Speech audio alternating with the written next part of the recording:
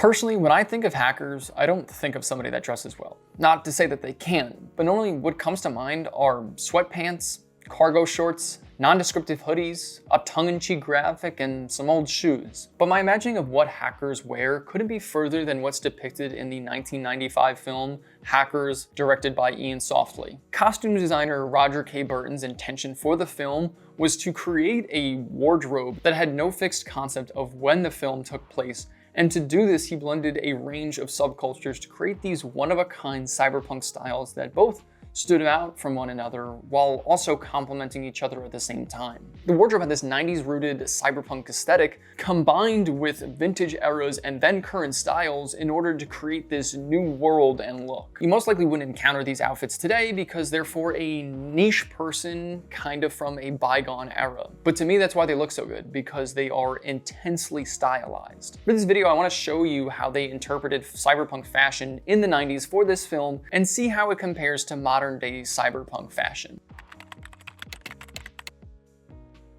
For those unfamiliar with what cyberpunk fashion is, I'm going to explain it as best as I can, but I am definitely not an expert, more of just an appreciator of the subculture. I highly suggest you watch Corbin Kofi's video on cyberpunk fashion, as well as read Xeoniq's articles on Shellzine. Both are linked down below in the description, but here's my stab at it. Cyberpunk fashion is broad and can contain many different subcultures like punk, military, techwear, noir, a mixture of these subcultures, and many more.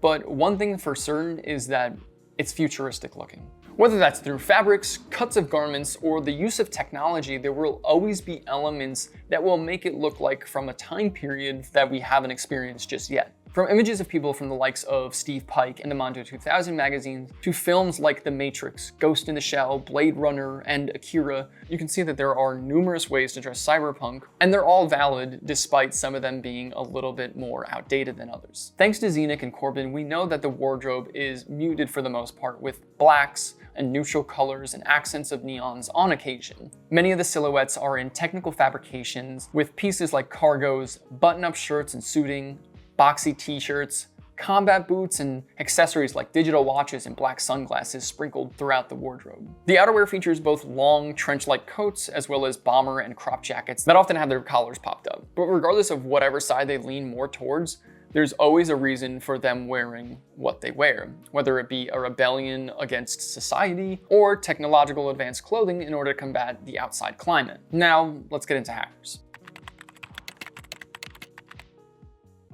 It's well documented that the hacking depicted in the movie is not accurate with the abundant use of graphics we see throughout the film. You quickly catch on how graphic heavy this movie is, and that was also reflected within the clothing as well. Everything from Keith Haring backpacks to rabbit and smiley face viruses to punk bands and skull and crossbone logos, the film is drenched in hard-hitting imagery that makes me want to grab some obscure t-shirt in the back of my closet and wear it. The use of graphics both in the hacking and in the clothing was extremely important in making this movie so visually iconic because it filled an appetite that you didn't really know was there until you watched the movie.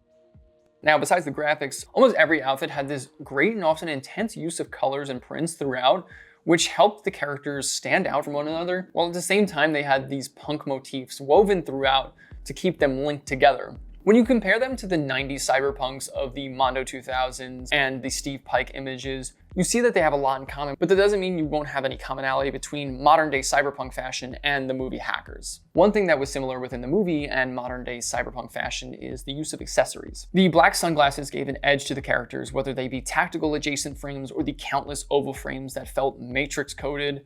Meanwhile, the watches made the outfits feel a bit more technologically advanced. From Margot's CMD40 to Dade's Casio ATC 1200 to Nikon's Casio CMD10. These watches added a bit of fun to their outfits. Because of this video, I learned that the older Casio watches had all these different functions, and the designs were a lot more fun and whimsical in the 90s compared to what they sell today, and that's kind of a thread throughout the movie. There's a positive and whimsical undertone with these characters because of the colors, prints, and designs, and in cyberpunk today, it's a lot more serious looking and dark.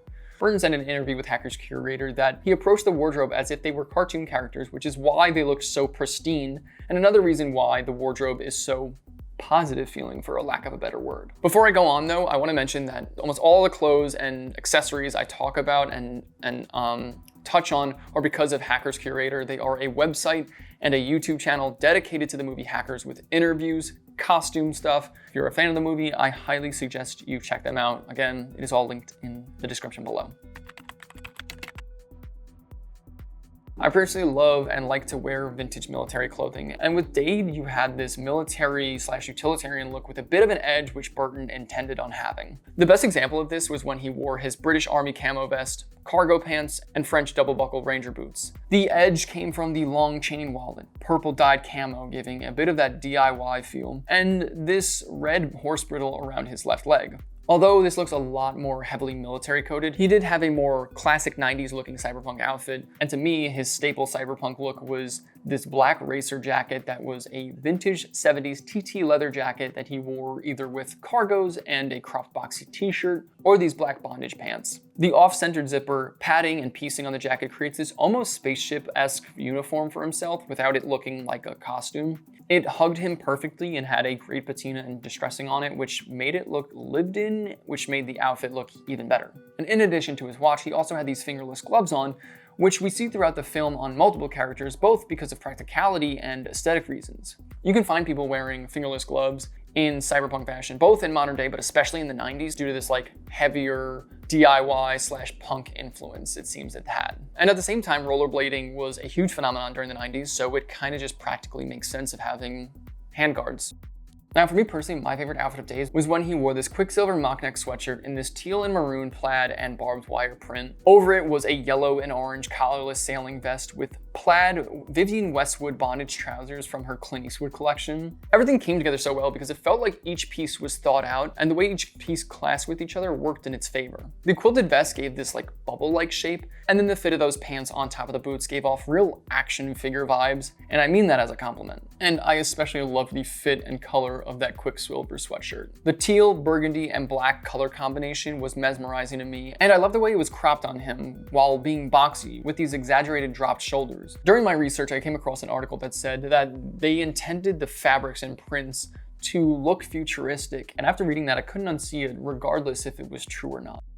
I think Burton went for a more brazen and, like I mentioned before, a 90s approach of making the outfits futuristic with colorful and geometric prints reminiscent to computer hardware, the hacking scenes, or the movie's interpretation of Dade itself, and it worked really well, and I think the Quicksilver top is one of the best examples of this. And while we're on the topic of futuristic fabrics and prints, Nikon was another character that had a few pieces that looked futuristic, especially this ruche jersey. The padding, seaming, and use of multiple fabrics give it this futuristic silhouette, and then the shape and colors are somewhat reminiscent of the circuit board tunnel that we go through in the film. What seemed obvious to me when looking at Nikon's outfits was this rave influence that he had throughout the film, which is yet another subculture that can be affiliated with cyberpunk fashion. But in reality, it was actually the club kids scene in New York that influenced Nikon and has a lot of similarities within rave culture, and it actually influenced a lot of these characters within the film. From all of the colors in his wardrobe to the fitted tops like the photo t-shirt down to the black patent leather pants, they're all reminiscent of someone who is familiar with rave culture. As if to balance out these futuristic elements in his wardrobe, his button-ups and fur jacket added a 70s aesthetic to his look, making for this melting pot of a wardrobe. And then there were other pieces thrown in the mix that didn't really fit either of these categories, like the Quicksilver zip-up flannel or the brown and reflective fold-over collar jacket that felt reminiscent to a fireman's jacket.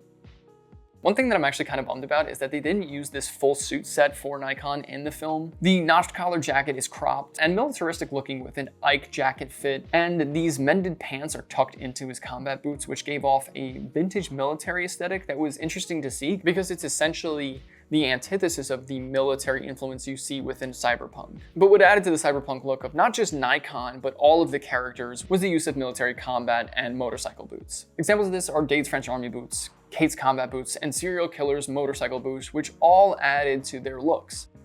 Now, something that I found that was unique to Nikon, but felt in line with cyberpunk fashion, was the use of this 1980s tan poncho made by French designer Jean-Charles de Castelbajac. It felt very military coded, and I could be wrong, but this feels very in line with the cyberpunk aesthetic. It was probably my favorite piece of Nikon's, with it feeling both archaic and futuristic at the same time.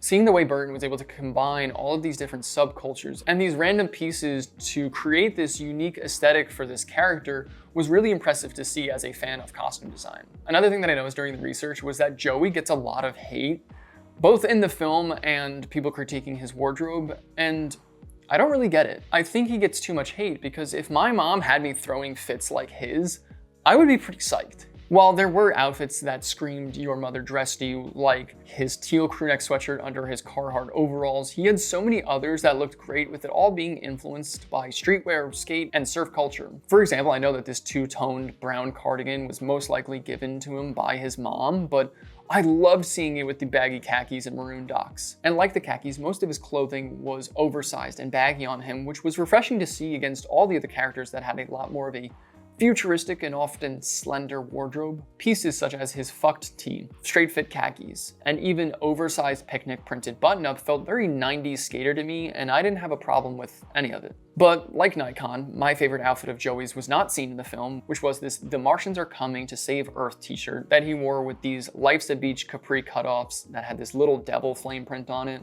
On feet were these yellow and blue Adidas shoes, and for accessories, he had this black snapback that he wore throughout the movie that said "Lost in Space" on the front with a plethora of pins on it. And to go back to graphics, out of everybody, Joey probably had the widest range when it came to graphics, most of them coming from t-shirts. From his NASCAR AOP to the alien shirt to this cactus tee and skull and sword one, these shirts were all different from one another and added to the visual landscape of the film and created this link between man and machine in this very 90s way through the use of graphics. His t-shirt collection was pretty random and obscure, with each fit being different from one another, and I love this because I also like more low-key or random graphics. Before I do move on, I want to note that he wasn't fully absent of cyberpunk motifs. He had a Casio MQN10 watch, and you might even say that the pins on his hat and his Doc Marten boots would be considered cyberpunk. Now, Joey's wardrobe was used to show how much of a novice he was when it came to hacking. Meanwhile, someone like Kate had a wardrobe of a veteran. You can catch the tomboy and androgynous look that Burton had intended for her, with a lot of her outfits being this balance of feminine and masculine garments, like her New Jersey's Devil jersey with these black jodhpurs. The juxtaposition of this oversized and figure-hiding top with these skin-tight jodhpurs made it stand out, and the addition of her jewelry and haircut pushed it to be one of the many iconic outfits of hers. Another use of sportswear was this fencing uniform she wore that felt very futuristic and almost like an homage to Star Wars, and also somewhat reminiscent of one of the Steve Pike photos. I find it funny how something like sportswear can be used to look futuristic, and it shows the creative genius of Burton. He had actually said that he wasn't looking for futuristic garments and instead was dressing for the future, and I think this outfit is a perfect example of this, but I still see certain pieces that look to be futuristic, like the Roosh jersey for instance, and the use of certain prints. She also caught my eye with this 1970s white bondage set, which was from an independent designer, but when I first saw it, it gave me a sense of Helmut Lang with the dingy white color and elements of bondage in it, but regardless, I loved it. And speaking of designers, I mentioned before that Vivienne Westwood was featured in this movie. And if you don't know, she was a fashion designer that's looked at to be one of, if not the architect of punk fashion, and is known for dressing and designing for the Sex Pistols. Some of my favorite pieces of Kate were Vivienne pieces, like the Too Fast to Live, Too Young to Die baby t-shirt and the 90s gold denim jacket. When she first wore the t-shirt, the rest of the outfit was simple, with riding jodhpurs and black combat boots, so the focus was really on that shirt. And for the perfect cyberpunk accessory, she had this custom-made backpack from a corded deployment bag of a BA-22 parachute. Now, the jacket outfit was also kept simple because that's all she really needed. The fit of it is reminiscent to a more modern cyberpunk silhouette, with it being cropped and that collar being popped up, as well as pairing it with those black jodhpurs again. The jacket actually reminded me of Batu from Ghost in the Shell, which I guess was just coincidental since both of these movies came out within months of each other. I'm not surprised to see Vivienne pieces mixed in to help create this cyberpunk aesthetic, especially because of the place that cyberpunk fashion was in at the time. Her accessories always accented her outfits, whether it was her watch, backpack, or her jewelry that was sprinkled throughout her wardrobe, with my favorite being this armor ring. One of my personal favorite scenes in the movie is the hacking competition montage, because the set is amazing, the shots are great, and the style just like pulls you in. The 70s red parachute button-up that Kate wore in this scene is an eye-catching piece with that bold color and all of the straps pulling from bondage and fetish wear. And what's funny is that it's actually ripped from a Vivienne Westwood design. So as you can see, Kate had so many different influences when it came to her wardrobe, from punk to sportswear to bondage and fetish wear, but there was also motorcycle, surfwear, and Eastern clothing influences as well. She wore this 70s Suzuki racer jacket in this red, white, and yellow color that was worn over her Vivian tee and these Quicksilver mock neck rash guards. The combination of the rash guard and jacket felt odd, but right at the same time. And whenever I saw these rash guards on screen, I couldn't help but think of the phrase surfing the internet, which felt like such a 90s nod to the subculture and technology in general. There were so many pieces that helped add to the cyberpunk aesthetic in interesting ways, whether that be the Westwood jacket or this black t-shirt with yellow piping that reminded me of yellow coaxial cables. But what I found really cool was this interpretation of a cyberpunk date between Kate and Dade. Kate wore this custom-made short silver silk organza kimono dress with a blue sash that was paired with black stockings and her black combat boots again. Although silk organza is normally seen within bridal wear and formal gowns, the kimono dress was a perfect addition to her cyberpunk look. The fabric itself had this reflective sheen, and the way it held its structure, almost looking stiff in the shoulders and neckline, were reminiscent of 1960s space-age fashion, especially with her blue eyeshadow and makeup. And while Dade appeared to dress a little bit more avant-garde with his Japanese-inspired frock coat, distressed knitwear sweater, 70s Vivian Westwood oil spill bondage trousers, and combat boots, I think it looked great together, and I think he complemented Kate really well. Another person who had this gender-bending lean was Phreak with his somewhat feminine aesthetics. I haven't mentioned it yet, but Burton also said that he was influenced by the Wigstock Festival in the Lower East Side during the 90s. You see the influences that came from it with the use of fur, vibrant colors, fetish wear, makeup, and slight gender-bending look for both Phreak and serial killer. With feminine undertone graphics like the Times Square souvenir shirt that lit up, mixing both clothing with technology, and choices of prints and colors, he had a feminine energy that was present throughout the film. You could also tell what Roger meant when he said that he wanted Phreak to be the Salvador Dali of the group, with all of these leopard printed tops and the eccentric way of dressing. When we first see Phreak, he is in a leopard printed tank top with brown leopard pants along with a wallet chain, gold glasses, and a fake gold Rolex. And throughout the movie, he kept with animal prints with cow printed pants or pink printed tops to a leopard blazer, and it was all really bold on the screen. The trousers seemed to be another nod to Dali, like these gray pleated trousers or these red and navy striped pants that were paired with a red and black overcoat, which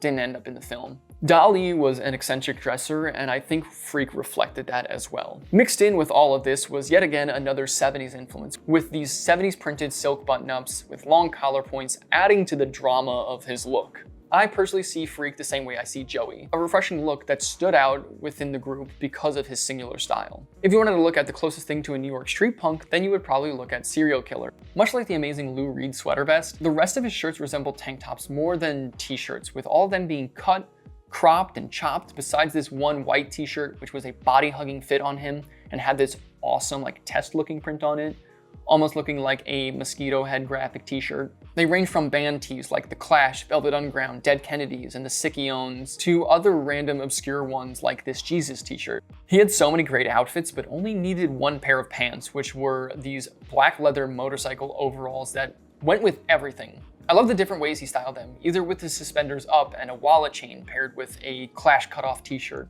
or with his suspenders down showing some of that flannel lining. Like I said before, he was another person who had this gender-bending look or androgynous look, as seen with outfits like this black bodysuit underneath his cut-up Jesus tee, and of course those biker pants and boots. The asymmetrical sleeves, bullet-themed jewelry, and sunglasses accented the outfit perfectly, and of course his nail polish finished off the look. Although I do love the pants, I think my favorite piece has to be this unzipped military Syntex tanker suit that was supposed to resemble a jacket, covered in patches and pins from a sheriff badge to an image from Blue Velvet to numerous military patches. It screamed DIY and punk. My personal favorite was when he wore it with the white mosquito head looking t-shirt tucked into the pants, with all of these different belts, pouches, and fanny packs that were layered around his waist. That is confusingly memorizing, and it's what I would call stylized chaos. The accessory that put the cherry on top for this outfit was this Air Force flight hood that made the outfit even more eclectic somehow. The DIY elements of his wardrobe, the androgynous way of dressing, and the motorcycle gear helped create this ultimate 90s cyberpunk that was unlike any of the other characters, which is why I think he stood out the most. I'd be remiss if I didn't mention Razor and Blade. Their outfits made hackers look like these high-fashion, eclectic collectors, and like Burton said in his interview with Hackers Curator, they could have been pulled directly from the club kid scene with all of their printed and textured fabrics, like striped Vivienne Westwood coats and plaid button-ups, velvet sweatshirts, striped turtlenecks, and patchwork blazers. Their accessories were perfect for their looks, from fuzzy earmuffs to a fur scarf to Playboy earrings and the rest of their jewelry. It all helped create these oddly satisfying and quirky outfits. Their outfits were unlike any of the others and helped pull you into this world full of all of these colors and exaggerated designs. Coincidentally, when we see the rest of the global hackers, we see a closer depiction of what modern cyberpunk looks like today. From the black suiting and trench coats to the black leather jackets, these extras had a closer interpretation of modern cyberpunk today. The Horse Hospital Museum did an exhibition in partnership with Roger K. Burton, and here's what they had to say about his work in Hackers. Styled by costume designer Roger K. Burton, the film is credited with giving hacker culture its cool credentials and reinterpreting cyberpunk by taking in influences from countless mid-90s style tribes, street punk, techno, surf, skateboard, grunge, drag, rave, fetish, and exotic club culture scenes. I think that's the best way you can describe this movie's wardrobe. A reinterpreted look at what cyberpunk was during the 90s. They weren't overtly trying to replicate what cyberpunk was at the time, nor were they trying to show what it was going to be. Instead, they took cyberpunks that leaned more punk and reimagined it for the film. And because of this, they created a cult classic that is rich in color, vast styles, decades of fashion, and some out there outfit ideas for yourself. What more could you ask for? That is going to be it for me. Follow me on my social medias, it's all linked down below, as well as all the articles that I read in preparation for this video. That's going to be it for me. Thank you guys for watching. I'll see you next time.